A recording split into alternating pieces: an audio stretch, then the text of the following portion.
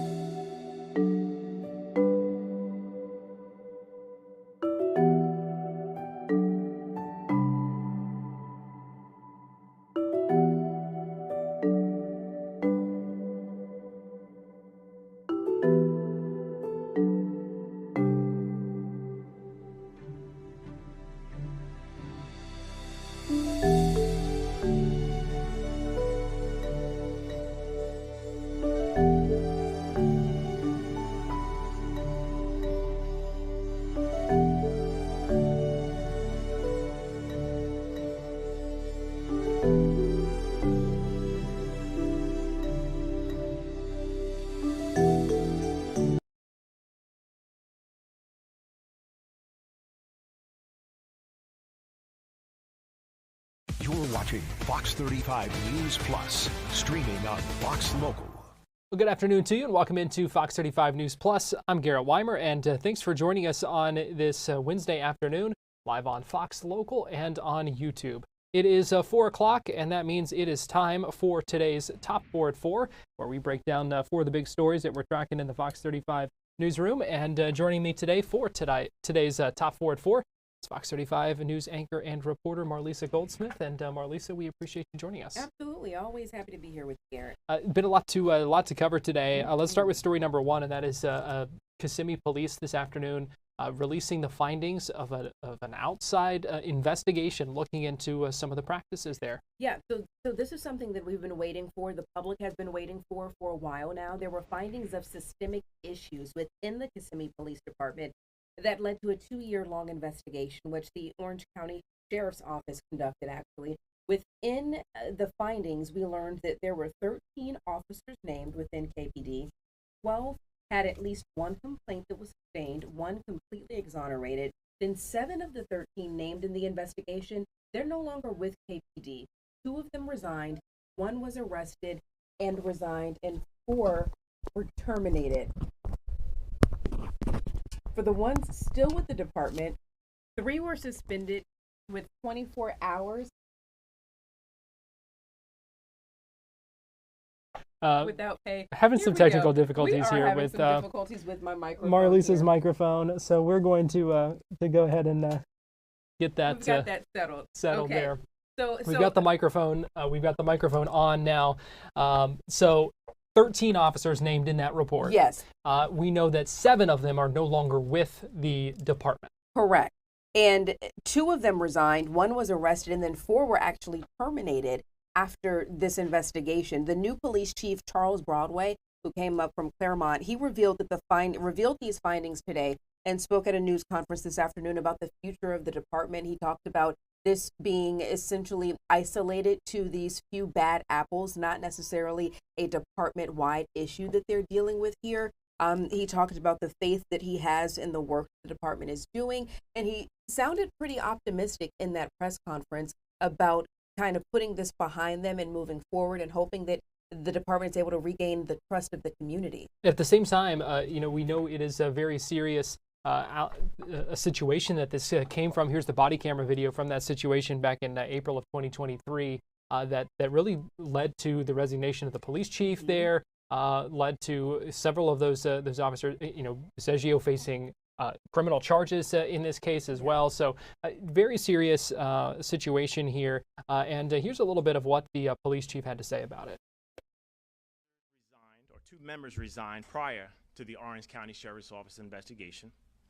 Two members were terminated prior to the Orange County Sheriff's Office investigation.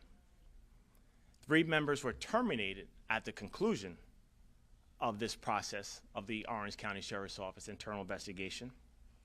2 members were demoted to police officer as a result of the Orange County Sheriff's Office internal investigation. 3 were suspended, and then 1 out of the 13 was exonerated with no sustained violations. So to go in more details, 4 members resigned or were terminated before the Orange County Sheriff's Office could conclude their investigation, including former officer Andrew Bisagio, who was arrested on August 6, 2024. He was relieved of duty and charged with felony battery, 2 counts of witness tampering, and 1 count of official misconduct. Despite resigning before the investigation concluded, the investigation continued its quest for the truth and facts, and also found Andrew Bisagio actions sustained for several Kissimmee Police Department policy and general orders, to include compromising criminal cases, falsification of records and reports, and failure to obey laws and policies. But as you said, the chief who just took office there, I think it was back in April. A couple months ago, yeah, just 2 months ago. He comes in from Claremont, and he was talking about how he believes this is a turning point. Mm-hmm. And one of the things I talked about with Jamie Copenhaver, former sheriff's office detective and investigator, was about the importance of that trust with the community and that kind of thing. So we'll have more on that. We'll hear from Jamie in just a little bit. But certainly a turning of the page in some ways there in Kissimmee. And as we've seen, multiple departments cover, an array of different situations. Transparency does play a big role when it comes to rebuilding trust between a police department and the community in which it serves. Yeah, good point. Story number 2, and that's Congressman Maxwell Frost in Orlando today, talking about immigration and introducing some new legislation. Yes, so the Florida lawmakers' bill is going to force ICE to share information about where people are being detained and why. It's called the Stop Unlawful Detention and End Mistreatment Act, and this comes, as many of you all know, immigration enforcement policies are impacting immigrant families across the country and here in Central Florida. We've covered a number of stories here in our own backyard. And he says that he's doing this now with the hope of strengthening public accountability within ICE detention facilities and protecting due process rights for everyone. He held a press conference today where he had a lot of allies joining him there. He said that this bill isn't intended to necessarily fix the entire problem, but it really gives tools to the legal community, the advocates, organizers, and most importantly, families to know what's going on with their loved ones. So it's interesting. Unmarked vans, grabbing students off of the street, trying to go into elementary school graduations, saying they're going to go into churches and rip people from the church pew as they pray, to put them in a facility where their family can't even find them, where their lawyer can't even find them, not knowing where they're at, how they're doing, what the conditions are. And then the one day to wake up and find out that your mother, that your father was sent to another country. And in many cases, sent to a foreign gulag, like in El Salvador. This is the reality of this nation right now and what's going on. And it's disgusting. It's not what our country is about. It's not what our country should be about. And so I'm proud to be here with advocates, organizers, lawyers, people who are fighting against this, to say we all deserve to feel safe in this country. We know we have a broken immigration system, so let's fix it. Instead of punishing those in this country, many of whom who have been our neighbors and been Americans for decades. For decades. We know we have an issue to fix here, but this cruelty is not the answer. This terrorism on our communities is not the answer. During that news conference, he raised a lot of different points when it comes to the immigration issue, but specifically with the bill and it requiring to list, requiring these facilities to list who they have detained and why. that is something that we have heard in the aftermath of some of these large-scale raids, that family members don't know where their loved one was taken or where they might be. We on Florida Live last week or the week before spoke to some folks in Tallahassee after the large raid on the construction site there, who said that there were still a lot of people who had questions about that and didn't know. So it seems like that is an issue in hard to tell how many cases, but it is an issue that we have heard about being raised in multiple different circumstances. And one of the things that Congressman Frost also said was that he hopes that he is able to get some Republican colleagues in Florida to sign on to this, because we have heard some criticisms of the Trump administration and how they've handled some of these this immigration enforcement policy. So he has said he is hopeful that he's able to get some bipartisan support. So we'll see what happens. Yeah. I imagine that there are a couple people out there who would be willing to jump on board with him, because I mean, we've heard even from people on the other side of the aisle who have said, listen, I voted for the president.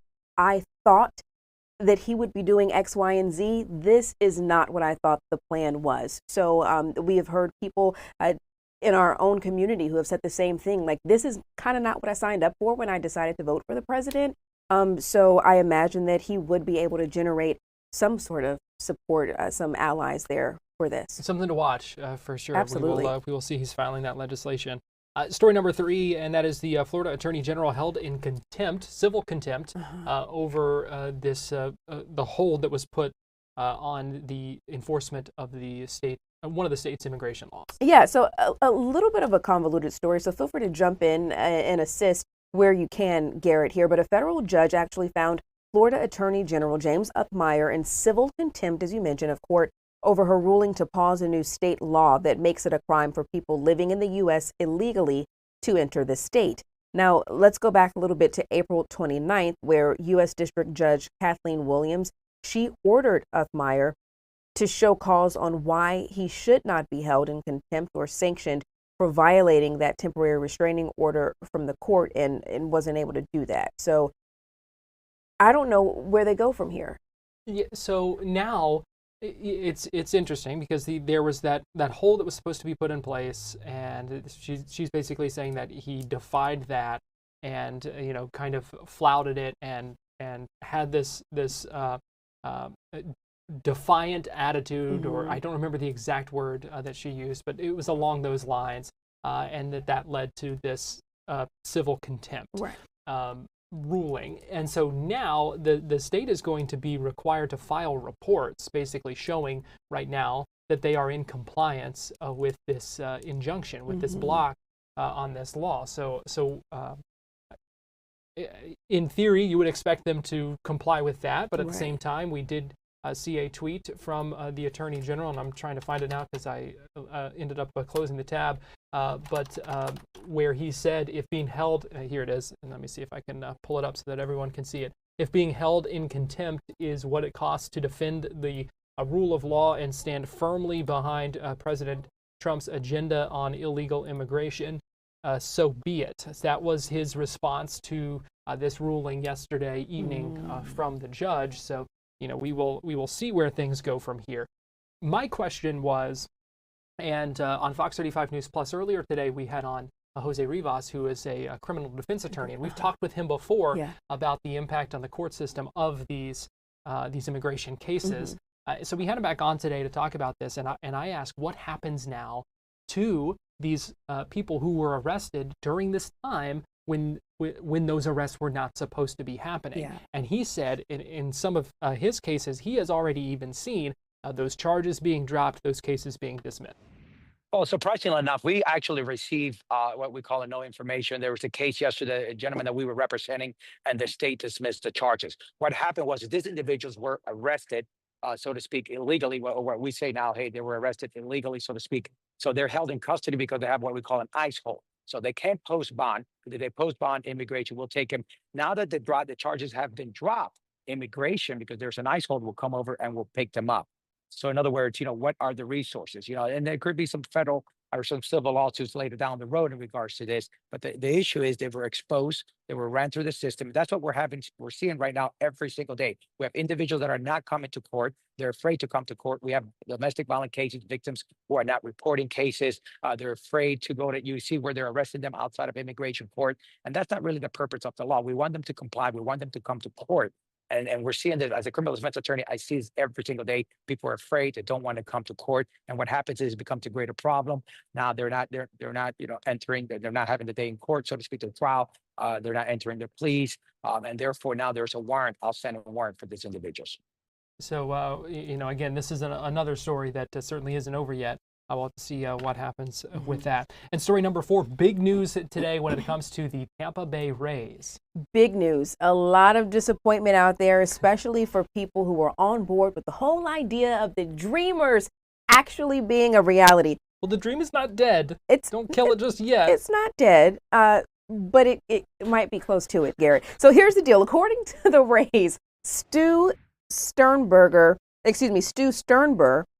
No, what's his last name? Sternberg, is the current owner of the Tampa Bay Rays. Correct. But in serious conversations to sell. Yes, he's in advanced talks actually to sell the team that's led by a group of Florida real estate developers. And the deal allegedly values the team at about $1.7 billion. Now, you might remember back in March, Sternberg announced the Rays will not be moving forward with plans to build a new $1.3 billion ballpark in St. Pete after Hurricane Milton damaged the trop there. You all remember that. It just almost ripped the roof off of it there. So there were talks about, the Dreamers and bringing that here to Orlando and it being a whole big deal. But now these talks, Garrett, I know you said the dream isn't over, but what are we supposed to make of this? Well, so they're in talks with this group, and I think, as you mentioned, it includes some developers, some folks out of Jacksonville, some people with ties to Tampa. And it appears, according to the reporting that we've seen from multiple outlets, that this group would intend to keep the Rays in Tampa rather than move them elsewhere. And so one of the avenues for bringing Major League Baseball to Orlando in talks with the Dreamers and just the reality of the situation was relocation. And so that would most prominently, most pressingly, most obviously would have been the Rays. And so that probably would have been the easiest path to a team, is finding an owner for Stu Sternberg to sell to.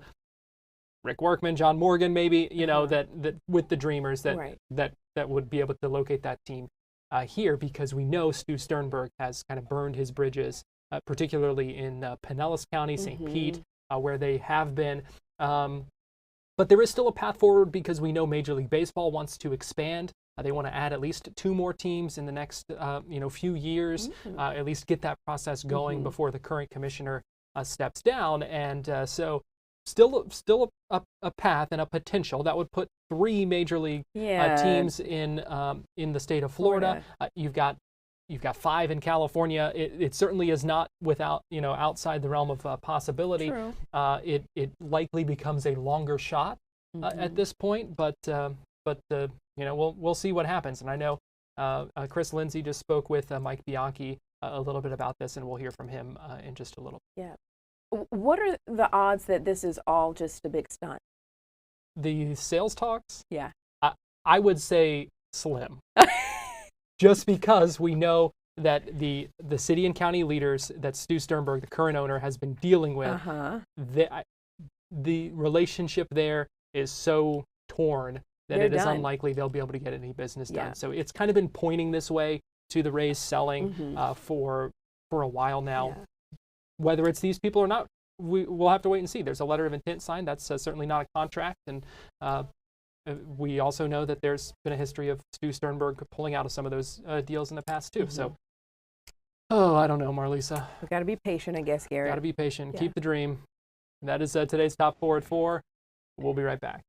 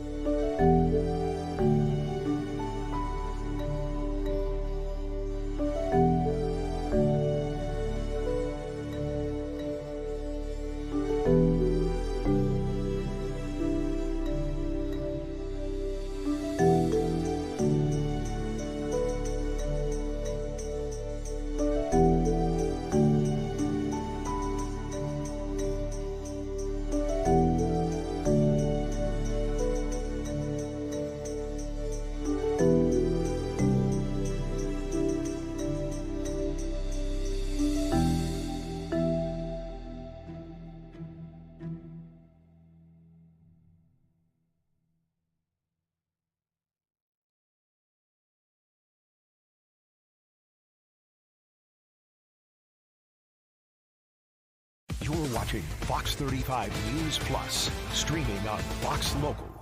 Welcome back into Fox 35 News Plus. Fox 35 Storm Team meteorologist Laurel Blanchard joins me live now. And Laurel, I always think it's funny here in the Sunshine State when we talk about the first day of summer, because it's like, well, we've kind of already been living it for a while.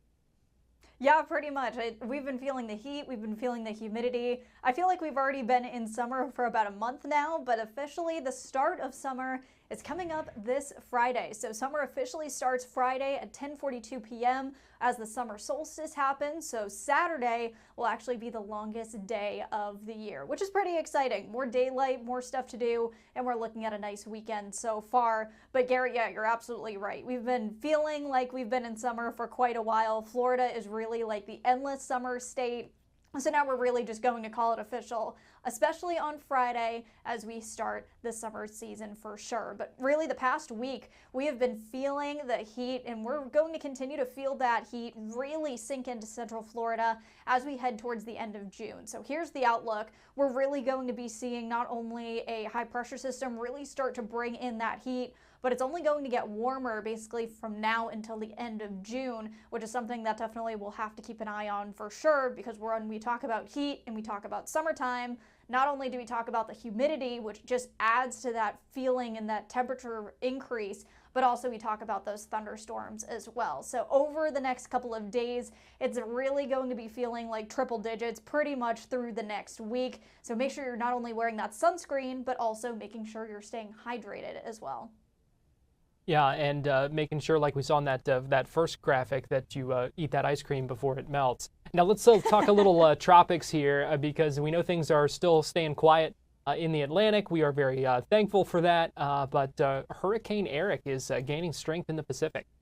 Yeah, so this is their E-named storm. And granted, just to preface this a little bit, the Eastern Pacific season actually starts about a month earlier than what we have here in the Atlantic. So their hurricane season starts at the beginning of May. Our start just at June 1st. But right now, we are keeping an eye on Hurricane Eric. And Eric right now holding that Category 2 strength as of 2 p.m., right now holding 100-mile-per-hour winds, moving northwest at 9 miles per hour. And as the forecasts are expecting, this is going to continue to strengthen and possibly make landfall on the coast of Mexico within the next couple of days as a Category 3 storm. So this would be the first major hurricane of the season in the Eastern Pacific. So this is something that we're going to be watching very carefully as we're going to continue to see our hurricane season start to ramp up a little bit as we get towards the end of June. But something that we're just really keeping an eye on is just the activity of what's happening in the Eastern Pacific. Although that doesn't really define what's going to happen in the Atlantic, definitely something to keep an eye on as we head further into hurricane season. So as we do actually take a look at the headlines with Eric, this is the earliest E-named storm in the Eastern Pacific. So this is already a record-setting storm. It's expected to reach that major status before making landfall if forecasts hold true and the storm doesn't weaken before it makes landfall. And with that, we could also see more of that very warm water also picking things up, because as of right now, the Eastern Pacific is experiencing their fastest start to the season since 1994. So a very busy season on the Eastern Pacific side. However, as we take a look across the Atlantic, nothing really. We are not expecting any activity for the next 7 days. However, that's pretty normal for this time, because as we take a look of when we normally see our storms really start to fire up, we haven't even reached it yet. Right now, as we see a couple of days before that June 20th mark, that's when we normally see that A-named storm. So even though things are quiet right now, we haven't even reached that June 20th yet. Right now, today's the 18th, so we're 2 days ahead of that. So again, there is the potential of things starting to pick up, but for at least now, for the next 7 days, we're quiet here in the Atlantic. Yeah, well, we will enjoy that as long as we can. I do always find that interesting to kind of see those average dates for those named storms there. So the Atlantic hurricane season certainly a late bloomer in a lot of ways. late bloomer, but things are actually like going pretty much normal right now, which makes sense though, because right now we're in a very weak La Nina, almost neutral phase, which is where we're seeing those Atlantic water temperatures near normal. So I think honestly, if we start to fall into that pattern of a very average, even just above average season, I think we're going to stay fairly close to what we're seeing with these numbers right here. But right now, we're enjoying the quiet while we have it, because again, most of the forecast that we've been following for this season is calling for a busier than normal average, which is about 18 storms per season, so a couple more than that possibly. However, again, we're quiet for now, and things are not looking as busy as forecasted as what we saw last year. So I'm very much hoping that that definitely holds true. Yeah, we are definitely not complaining about it. But that local forecast here, we're talking hot, we're talking humid, and just more of that over the next few days. Yeah, pretty much. Garrett, you're the meteorologist on this one, because right now we are just seeing those partly cloudy skies, a little bit breezy over Lake Fairview right now, but honestly, a day out on the water sounds pretty good right now, especially because the rest of the day today, we're just expecting a couple of pop-up showers, not even too many thunderstorms out there right now. 94 degrees on Lake Fairview. As you get closer to the coast, things get a little bit more breezy, as you can see over Port Canaveral right now. But those beautiful blue skies out there, definitely feeling like summer here in Central Florida. We can see from our storm tracker right here, just tracking a couple of those very scattered showers, most of them higher up on the I-75 corridor near the Gainesville and Levy County area. So we're keeping an eye on those for the rest of the evening, because of course we are going to see a few more of those storms pop up just because of that daytime heating, but not expecting any severe warnings, not even expecting some of those thunderstorms to really get too bad out there. But there will be a lot of lightning, so just make sure you are being careful with that. And through the rest of the day today, after those storms really quiet down, we're in for partly cloudy skies through the overnight tonight. And as we break down your Thursday, seeing those temperatures starting off mild right off the bat. So for that morning commute tomorrow, pretty much crystal clear skies. Good news right there, but it is going to be mild and humid. Stepping out the door, temperatures already going to be in the mid 70s, quickly warming up once again to the low 90s.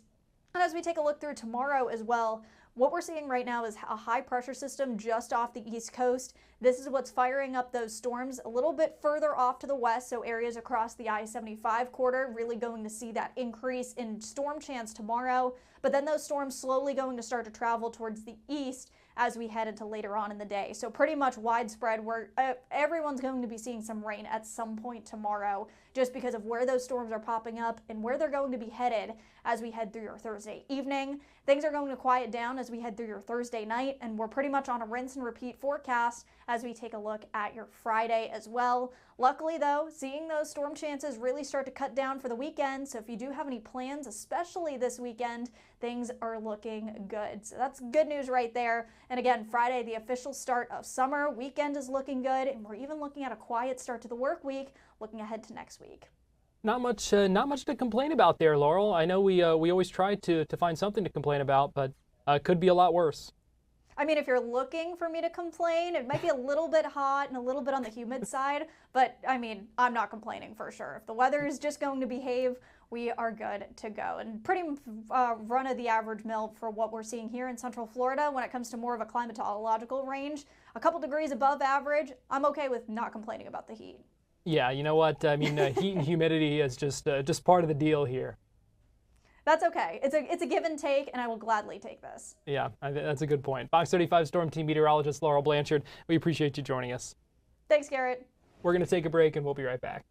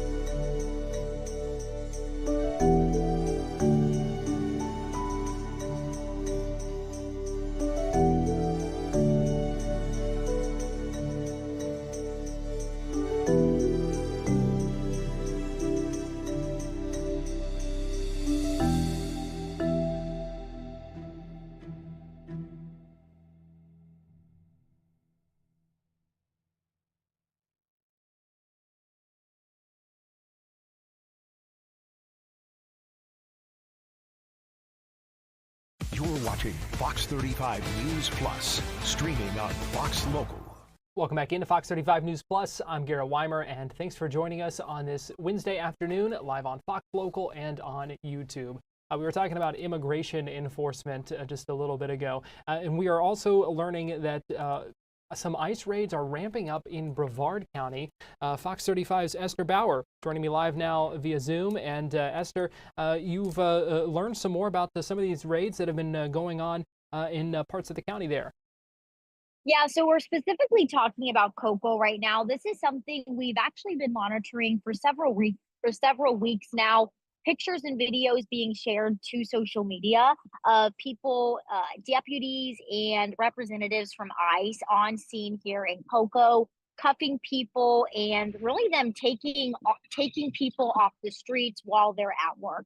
These are some of the pictures that we have been sent by viewers, and just today we were able to confirm with Brevard Sheriff that their deputies have been assisting ICE in taking several people, an unknown amount of people, still off the streets of Cocoa. So the latest situation, if I flip my camera, actually happened here at the Oak Meadows Apartments, and you can see maybe there is a Landryman construction boxes on scene. So what we're told by a witness who actually saw this latest ICE raid is there is construction happening at this apartment complex, and then they ended up seeing several sheriff vehicles, several ICE vehicles come into this front parking lot, and ICE just started taking into custody several people that were working at this apartment complex doing jobs, building stuff for the complex. They were the ones that were booked and taken in. So we were able to confirm that it was Brevard deputies working with ICE to detain these people. Again, we don't know how many were booked. We don't know what exactly, if they were facing other charges or if their legal status was why they were being booked. But what we're also looking into is because we also received some photos from a different location, State Road 520 in Blake, showing what looked like maybe landscaper workers also being taken into custody here in Cocoa. So the question we're asking is, if these employees are being taken in, can their employers face consequences if they are, willingly allowing undocumented people to work at their jobs? We spoke with a legal source on this who tells us Florida law is written where if you are hiring undocumented workers, you can first face civil fines. And if you continue to hire undocumented workers, you can face jail times and steeper fines of $500 per worker you've employed that isn't here legally. So both of the situations we've seen in Cocoa, these people were reportedly taken into custody while on the job, whether that is the construction, whether that is the landscaping. These people were working when they were taken in. Something else we're also seeing is as these ICE raids are happening, people are maybe going to work and then not coming home. Some Central Florida lawmakers are particularly concerned about, do their families even know where they are? So we have a new bill that was just introduced. Congressman Maxwell Frost is sponsoring it, and it's ultimately asking for more public reporting to be happening when it comes to these ICE raids. He wants local law enforcement as well as ICE to publicly share who they've taken into custody, where they're being held, why they're being held, and what specific charges have them there, because there has been some growing fear from the eyewitness that we spoke with and others in the community, and families don't know where their loved ones are.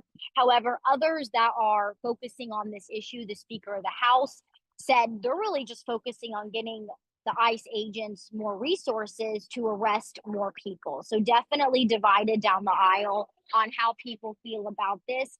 But this is the first time we're going, publicly seeing these raids ramping up in Brevard County. All right, Fox 35's Esther Bauer. We appreciate you breaking all that down for us this afternoon here on Fox 35 News Plus. Absolutely. We'll talk with you guys soon. Meanwhile, we are also still trying to get some questions answered about the state budget and its impact on school districts. We know that budget passed by the state legislature earlier this week after a long session and a late night. It now heads to the governor's desk, but Fox 35's Marie Ettinger joins us live now via Zoom. And Marie, You've talked with some school districts who still are facing a lot of uncertainty at this point about what this means for them. Yeah, part of that is because it did just get signed, and honestly, the governor could technically still make some changes. He has until the 30th to put his signature on it. But there's a couple of reasons why things are unclear. One is just these districts haven't had time to go through the whole thing and see and calculate how much they actually might be impacted.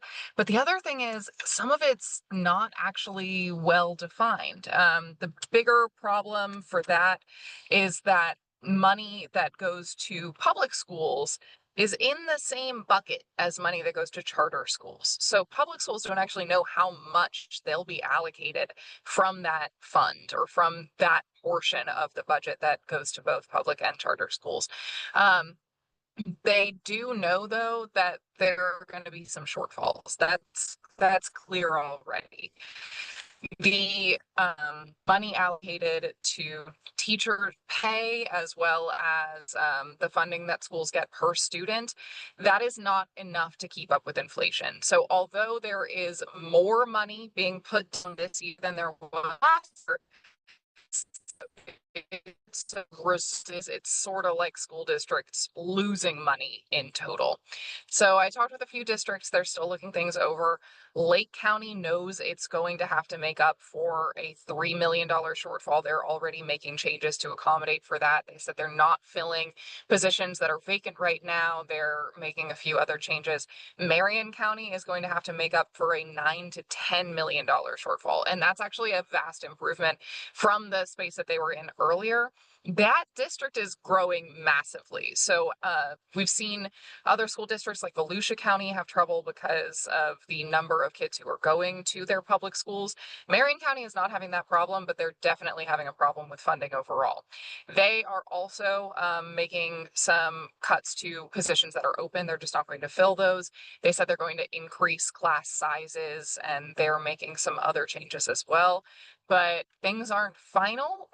And so it's kind of difficult for these school districts it's less than 2 months from the start of the school year, and they still don't know how much funding they're actually going to get. Yeah, that was going to be my point. Regardless of the reason, I mean, with things happening so late now, I mean, we're just 2 weeks from the start of the new fiscal year, and not far from the start of the school year. So that has to be a challenge. It is, and it actually is one that they went through last year as well. I was talking with the president of a union that represents a lot of teachers and staff members of schools here in Florida, the Florida Educators Association, and he was talking about how the same thing happened last year, where schools were just having to scramble right at the end to figure out what they were going to do because the budget got done so late that they didn't have a lot of warning and a lot of time to prep. He thinks that could be even worse this year. Yeah, would certainly understand that. Fox 35's Marie Ettinger, we appreciate you joining us this afternoon here on Fox 35 News Plus. Thanks so much for having me. We're going to take a break, and we'll be right back.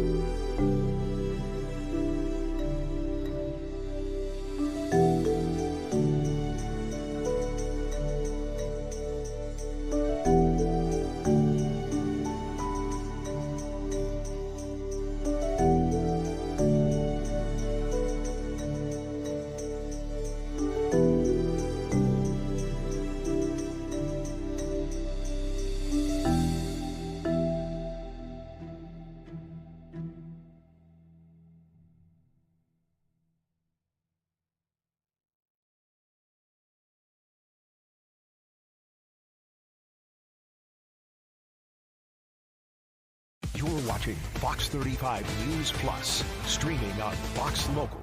Welcome back into Fox 35 News Plus. I'm Garrett Wymer, and thanks for joining us here live on Fox Local and on YouTube. The City Council meeting in St. Cloud got a little heated today over some ongoing discussions about an upcoming event. Going to bring in Fox 35's Randy Hildreth to tell us about that. And Randy, what was the discussion today? Well, one, there was some uncertainty from people going into today's city council meeting. It was a special call meeting. This item was added to the agenda about the Proud in the Cloud event coming up on Saturday. And so people weren't exactly sure what they would expect as part of this discussion. One of the city council members talked about some of the conversations online about people thinking that the event would be shut down. The mayor started the meeting once they got to that portion saying that his intent was not to shut down the event for this weekend. So it is still on, but there was a lot of discussion about the application process for the organizations that came together to put this on, some conversations about how the city handled the application approval process and the staffing for this event and how maybe this process should look moving forward. I want to focus mainly in our discussion about some of the changes that were made ahead of Saturday. So the big thing walking away from today's meeting is upgraded or enhanced or increased staffing for this event. The mayor talked about expecting about 4,000 people to attend this event at the ranch in St. Cloud. And we went by that space today. It's an open area. If you're not familiar, there are a couple of buildings on the lot, but it's a place for people to walk and mix and mingle. And he was concerned that based on the staffing allotment from the city, that there was not going to be enough people in place to handle the amount of people. So today's vote upped the number of staffing that will be able to help with cleanup, help with monitoring people moving in and out of this space. In the mayor's position, he believes will it help with safety? Randy, so where did the confusion over people thinking it was going to be canceled, where did that come from? Well, there has been tension between the mayor and one of the city council members, ex-deputy mayor Sean Fletcher. Earlier this month, there have been discussion about designating June Pride Month, giving the proclamation approval by the city about June being Pride Month. And this has been done in the past. This is done in other cities and counties. But when the city got ready to do that, there was some discussion about pausing on that and looking into how they decide what will be designated what month. And it's not just with Pride Month. You know, we have Black History Month, we have Asian American Heritage Month, like just a variety of ways to designate or honor certain groups for each month. And so Mr. Fletcher was concerned about the decision to do that. And so there has kind of been some tension between the city council about how they would move forward in honoring certain events that honor members of the LGBTQ plus community. And so that was kind of in the backdrop of people's minds as they were going into today's meeting. So where does that stand now?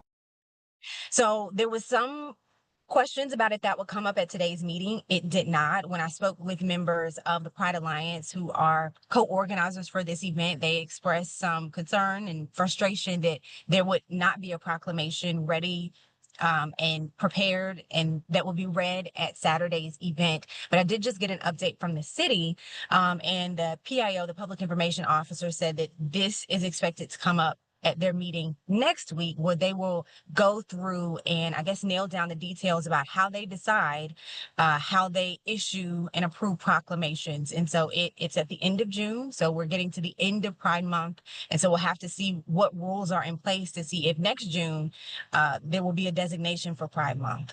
But Saturday's event going on just with and with some more staff. Saturday is full steam ahead with more staff. All right, Fox 35's Randy Hildreth. We appreciate you joining us here on Fox 35 News Plus. Thank you. We're going to take a break and we'll be right back.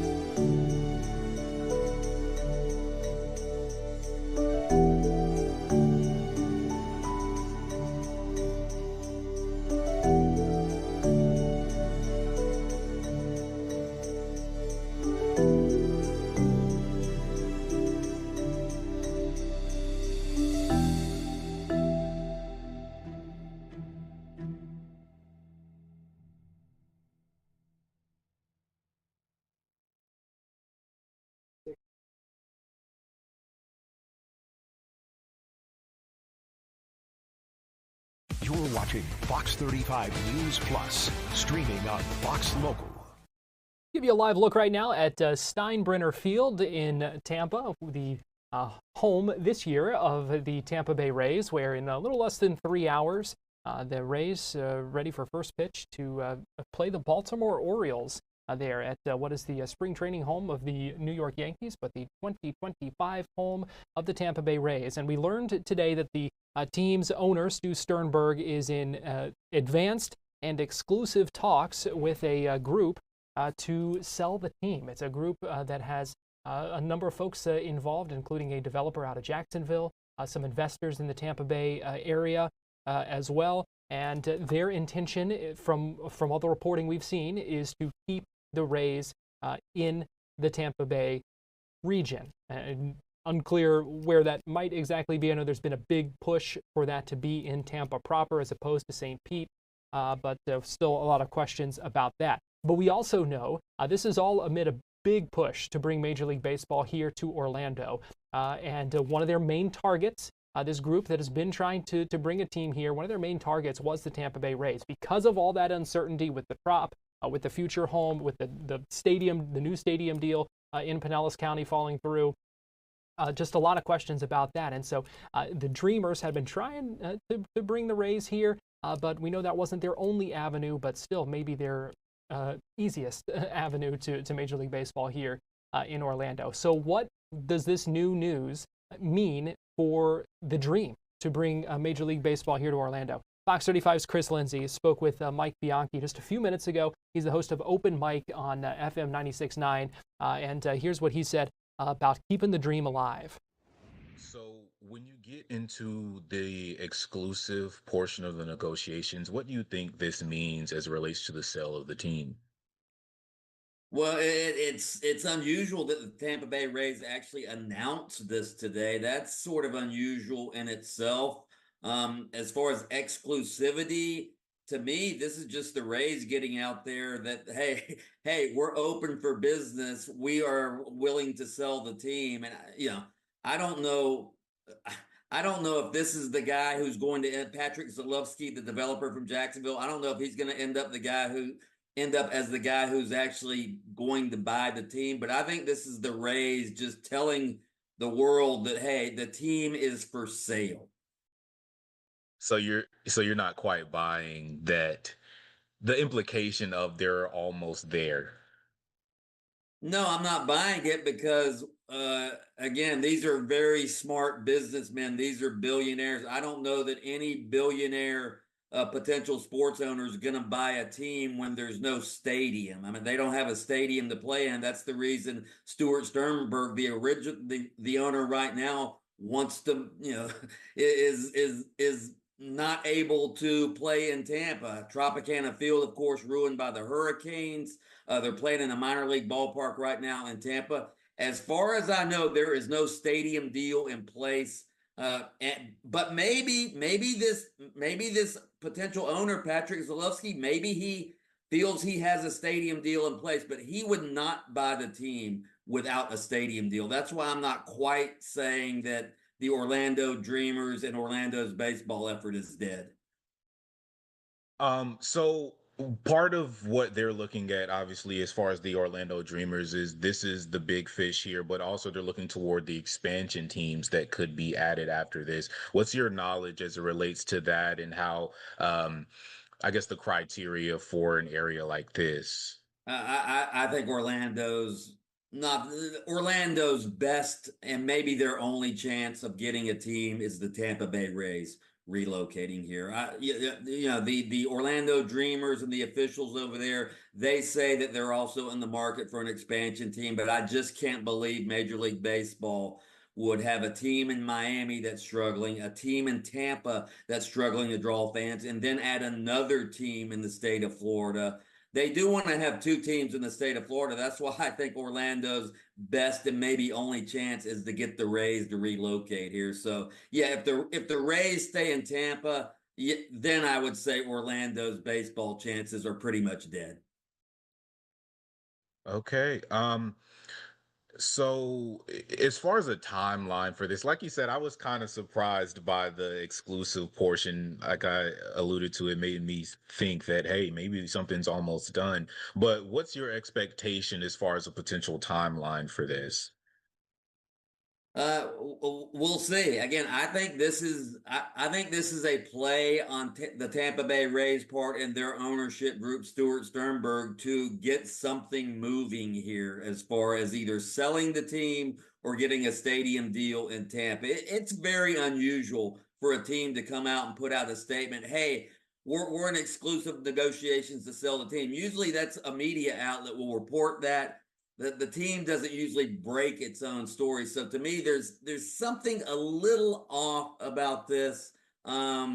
These potential sales fall through all the time.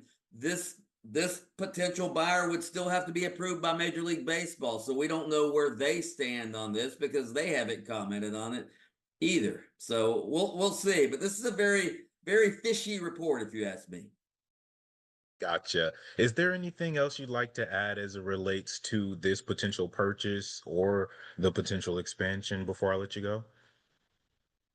No, I certainly don't think today's news is good news for Orlando's baseball effort. That's for sure. Because if this is legit, and if this buyer up in Jacksonville is going to buy the team and try to keep it in Tampa, that's not good news for Orlando. But again, the dream nor the dreamers are dead just yet.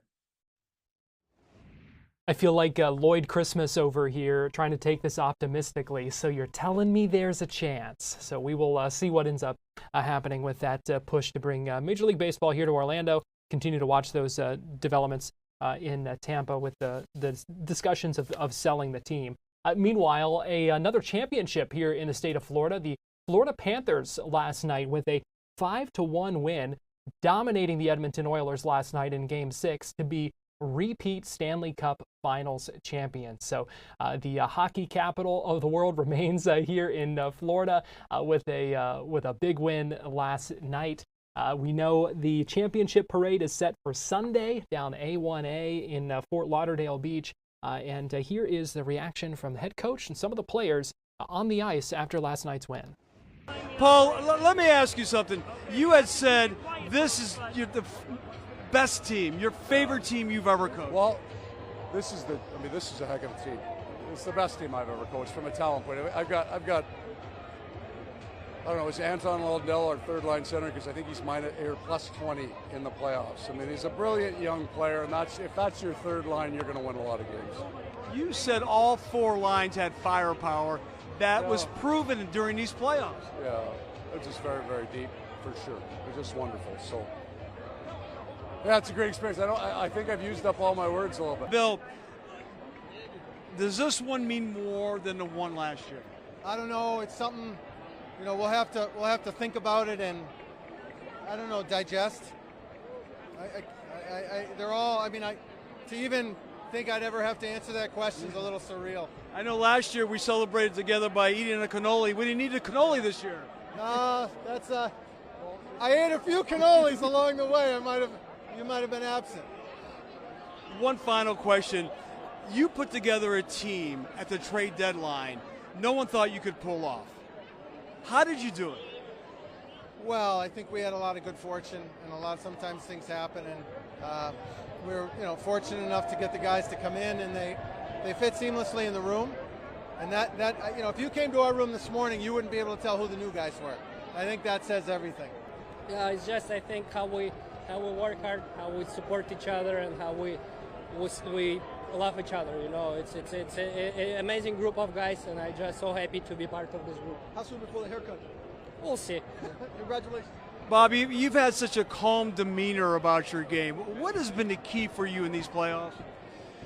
Again, I would say it's not me. It's a God. Like I always say, I do nothing. It's all God. God gave it to me, gave me the talent. I'm just happy to be here, to be in the position. I had so many ups and downs in my career. In the beginning of the Florida career, I had probably my lowest down. And again, without the God, I wouldn't be here for sure. The greatest compliment your teammates have given to you is that they trust you in goal and you never get rattled no matter the situation on the ice. Yeah, I mean, you know, like I try to give guys the chance to win, to win every night, you know, and I mean, it's a privilege to be the goalie for this group of guys. They're amazing, you know, and I love them. Let me ask you finally, what's the second cup mean to you, Sergei Bobrovsky? What's second? The second Stanley Cup mean to you? Yeah, I mean, it's amazing, you know, it's a honor, it's a privilege, it's also, I'm humble and appreciated in those moments. Again, as I said, I'm thankful to God for everything that I have and everything that I don't have. The emotions right now for this second cup, where are they? Yeah, it's a great feeling. I mean, we grinded all year, and to be able to get it done again is amazing. You guys said today that it's just another game. Was it really just another game going into it, or did you have the idea, look, let's just take care of business now and not go back to Edmonton for a Game 7? Yeah, that was the plan. I mean, you never know, but I think anytime you get into the games, it's the same game. We're playing hockey. It's a big stage, but our mindset is it just stays the same, that it's the same game. I want to ask you. And big for those Florida Panthers fans too, for that to be on their home ice last night. So congratulations to the Florida Panthers, back-to-back Stanley Cups, an impressive season, an impressive playoff stretch. I mean, they certainly earned it. They certainly deserved it. That's going to do it for us here on Fox 35 News Plus this afternoon. We appreciate you joining us today and every day, live here on Fox Local and on YouTube. We're live at 11 a.m., 2 p.m. and 4 p.m. Weekdays here on Fox Local and on YouTube. I'm going to go ahead and send things out to Studio B for the start of Fox 35 News at 5. You see John and Luann getting ready for that newscast. Chris going to have more on the future of the Tampa Bay Rays and the Orlando Dreamers. Also be checking back in with Fox 35's Esther Bauer. And Manny Martinez is going to be live with more on these findings from the Kissimmee Police investigation. He'll have more on the details of that and the fallout from that, kind of where things go from here as well. So keep it right here. Fox 35 News at 5 is next, right here on Fox Local. Have a good one.